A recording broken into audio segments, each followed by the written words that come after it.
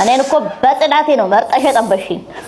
ኧረ እባክህ ኧረ እንደው ብትጠበስ ማሸተኝ እኔ ከዛ ሁሉ መንጋ የፈለቀቀኝ ረሳህ መሰለኝ። ያኔ አውላ መንጋ ሲሰለፍ ቀድመሽ አንቅ አርገሽ።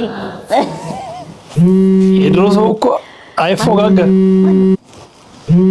እቴትዬ ምን ሆና ደወለች? ሄሎ እቴትዬ።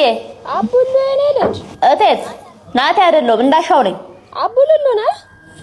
እቴቴ አቡሉሉ አትበይኝ። 52 ዓመት ነው ያደረኩት። እንደላንተ ሁሌም ለኔ ህፃን ልጅ።